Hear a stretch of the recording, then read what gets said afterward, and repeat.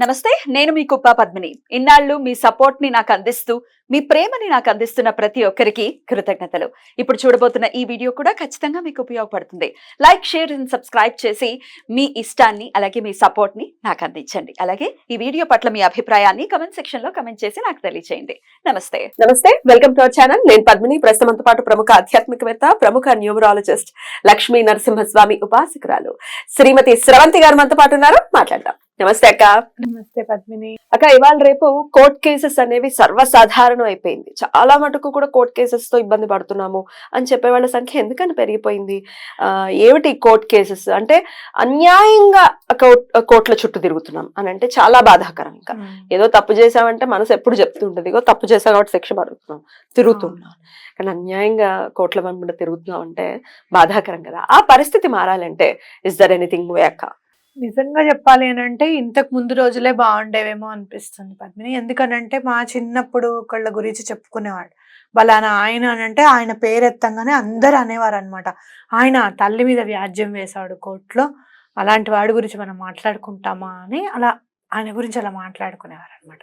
అంటే court case వెళ్ళకూడదు అని. కానీ కొంతమంది అడ్వకేట్స్, ఆయన చాలా మంచి అడ్వకేట్ అండి, ఎవరైనా గొడవ పడితే కనుక కోర్టు కేసుకు వెళ్తోంది అని అంటే కనుక, చూడు తప్పు చేసిన వాడు వెళ్ళాలి, చేయని వాడు కోర్టు మెట్లు ఎక్కాలి, మీకు టైం వేస్ట్ అని చెప్పి క్లియర్ చేసేసేవాళ్ళట. అట్లా ఇప్పుడు అలా సెటిల్మెంట్స్ చేయడము అనేది చాలా పెద్ద ఎత్తున జరుగుతుంది. అంటే కోర్టుకి వెళ్ళడము అని అంటే నాకేమనిపిస్తుంది అంటే, తప్పు చేసిన వాడు మెట్లెక్కాలి, చేయని వాడు మెట్లెక్కాలి, ఇద్దరి కర్మ ఏదో కాలితేనే అంత దాకా వెళ్తామేమో అనిపిస్తుంది నిజంగా చెప్పాలి అని అంటే. అలా మీరు తప్పు చేయకపోయినా కూడా మీరు ఏమైనా ఫేస్ చేస్తున్నాము, అట్లానే జీవితంలో ఒక దగ్గర స్టక్అప్ అయిపోయాం, ఎక్కడ కూడా మనకి దారి దొరకట్లేదు, బలానా ఏదన్నా కేసు మీ మీద పడేటట్టుంది, మీ తప్పు లేకపోయినప్పటికీ, తప్పు ఉంటే మాత్రం దాన్ని ఎలా ఎదుర్కోవాలి, ఆ తప్పు ఏం చేశారు, దాన్ని ఎలా మీరు సరిదిద్దుకోవాలి అనే దాని మీద తప్పకుండా దృష్టి పెట్టాలి. ఏదో స్విచ్ వర్డ్ చదివితే బయటకు వచ్చేస్తామని నేను చెప్పను. కానీ భగవంతుడు ఒక్కసారి తప్పు చేసినప్పుడు ఆయన పాదాలు పట్టుకున్న ఆయన, ఇది ఎప్పటికీ చెయ్యను, ఇంకా నా వల్ల ఎవరైనా ఇబ్బంది పడితే గనక ఆ ఇబ్బంది కూడా తొలగించేలాగా నా ప్రయత్నం నేను చేస్తాను, నన్ను రక్షించు అన్నప్పుడు తప్పకుండా భగవంతుడు కూడా రక్షిస్తాడు. అలాంటి సందిగ్ధ పరిస్థితుల్లో ఉన్నప్పుడు, ఎటు వెళ్ళాలో ఏం చేయాలో కూడా మీకు అర్థం కాని పరిస్థితుల్లో ఉన్నప్పుడు నేను ఒక వర్డ్ చెప్తాను, అది వాడండి. అది స్విచ్ వర్డ్ చదవండి. ఈ స్విచ్ వర్డ్ మాత్రం 51 times చదవాలి. అయితే ఇది ఓన్లీ కోర్ట్ కేసెస్ కేనా, ఇంకేదైనా సమస్యలకు కూడా ఇప్పుడు మీరు చెప్పబోయే స్విచ్ వర్డ్ పనిచేస్తుంది? ఈ స్విచ్ వర్డ్ మీరు ఎటు వెళ్ళాలో మీకు అసలు పాల్పోవట్లేదు, డెసిషన్ తీసుకోలేకపోతున్నారు, ఏదైనా ఉపద్రవం మీ మీద వస్తుంది అని చెప్పి మీకు ముందే హింట్ వచ్చింది, ఎవరో చెప్తూ ఉంటారు, అరే నీ మీద పడేటట్టుంది చూసుకో అని చెప్పి చెప్తూ ఉంటారు మనకి, అవునా?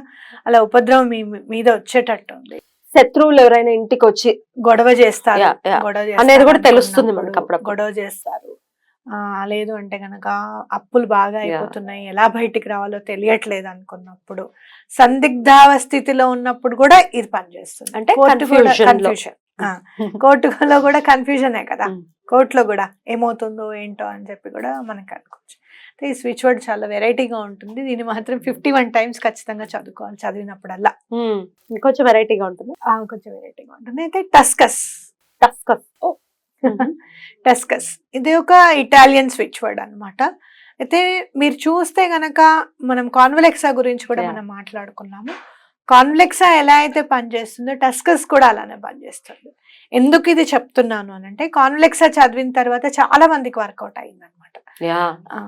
అంటే మీరు ఇంకోటి ఏంటి అని అంటే, దీని గురించి ఎలా పనిచేస్తుంది అని ఆలోచించకుండా ఆ లాంగ్వేజ్, మనకి ఇటాలియన్ లాంగ్వేజ్ అర్థం కాదు కదా, భాష అర్థం కాదు కాబట్టి కాన్వెలెక్సా అని అనుకుంటున్నాం.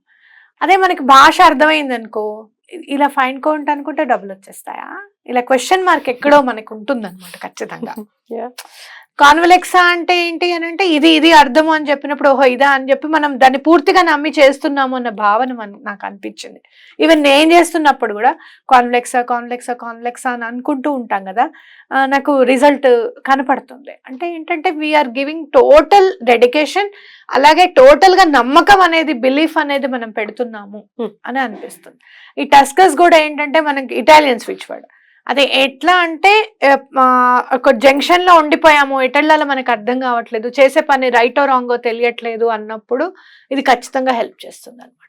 కోర్టులో ఎక్కడైనా మీకు సమస్య ఆగిపోయింది, ముందుకెళ్ళట్లేదు, డేట్ల మీద డేట్లే వస్తున్నాయి కానీ ముందుకెళ్ళట్లేదు, అవతల వాళ్ళు ఏదో సబ్మిట్ చేయాలి, అది సబ్మిట్ చేయడం లేదు, మీ అడ్వకేట్ మీకు సపోర్ట్ చేయడం లేదు, అవతల వాళ్ళకి సపోర్ట్ చేస్తున్నారు, ఇది ఎక్కడ్రా బాబు ఈ గోల, మనం ఇంత కష్టపడుతున్నా కూడా మనకి ఏమి జరగట్లేదు అన్నప్పుడు ఈ టస్కస్ పనిచేస్తుంది. ఓకే. అలాగే స్పెల్లింగ్ ఏంటక్క? TUS CUS టస్కస్. TUS CUS. టస్కస్. అయితే మీరు చదివేటప్పుడు మీరు ఏమని అనుకోవాలి అని అంటే, ఈ పరిస్థితి మారాలి, నాకు మంచి రోజులు రావాలి, అవి వచ్చాయి అని ఊహించుకొని 51 టైమ్స్ చదవండి.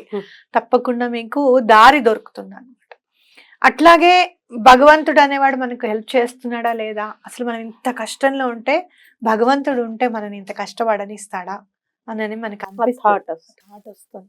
అయితే పూర్వజన్మ పాపమే కావచ్చు, మన యాన్సిస్టర్స్ చేసిన తప్పిదాలే కావచ్చు, లేదు అంటే మన తల్లిదండ్రులు ఏదైనా చేసిన మిస్టేక్సే కావచ్చు. మీరు తల్లిదండ్రులు ఏ మిస్టేక్ చేస్తారని అనుకోవచ్చు, పిల్లలు ఉన్నారని కూడా ఊహించకుండా ముందు వచ్చిన వాళ్ళకి వచ్చినట్టుగా హెల్ప్ చేయడం కూడా మిస్టేకే, అవునా కాదా? ఇలాంటివన్నీ సారీ చెప్పడం అనమాట. టస్కస్ అంటే ఏంటి అని అంటే, టోటల్ గా యూనివర్స్ కి మా తప్పు ఏది ఉన్నా కూడా మమ్మల్ని క్షమించి ఈ స్థితిలో నుంచి మమ్మల్ని బయటపడేయమని చెప్పి అడగడము. చాలా చిన్న పదం కాబట్టి మనకి బాగా గుర్తు పెట్టుకోవడానికి అవకాశం ఉంటుంది, అట్లాగే కష్టాల్లోంచి బయటపడడానికి కూడా అవకాశం ఉంటుంది. కాన్లెక్సా చదివినప్పుడు ఎంత మందికి అయితే మంచి జరిగిందో, టస్కస్ చెప్పినప్పుడు కూడా అంతే మంచి జరుగుతుందనే నమ్మకం నాకుంది. కాన్వెలెక్సా ఇస్ అ మిరాక్యులస్ వర్డ్, అందులో ఇంకా సందేహమే లేదు. ఎంత ఎంత ఫాస్ట్ గా దానికి రివ్యూస్ వస్తున్నాయి చూస్తుంటే.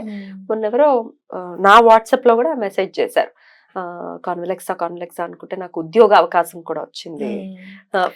ఇప్పుడు ఈ కాన్వెలెక్సా చదివినప్పుడు నీ పర్సనల్ లైఫ్ లో కూడా, ఇందాక నేను నీకు చెప్పాను చూడు, అట్లా నొప్పి లేకుండా ఏముండదు పద్మిని, నా మాట విను అని చెప్పాను చూసావా, అది నువ్వు కాన్వెలెక్సా చదువుతున్న బట్టే మన మధ్యలో ఆ డిస్కషన్ వచ్చింది. దాచ్ పద్మిని అవి ఎట్లా అలా ఎప్పుడూ ఆలోచించక నీకు అని చెప్పాను చూసావా. ఏదో ఒక రకంగా మనకి యూనివర్స్ హెల్ప్ చేస్తుంది పద్మిని. అది భగవంతుడు అంత శంఖ చక్ర గదాదులు వేసుకొని వచ్చేంత పుణ్యం మనం చేసి ఉండకపోవచ్చు. ఆయన రాలేడా అంటే తప్పకుండా వస్తాడు. ఆయన ఎలా కనపడాలనుకుంటే అలా కనిపిస్తాడు మనకి, కానీ మనం అంత పుణ్యం చేసుకుని ఉండాలి కదా.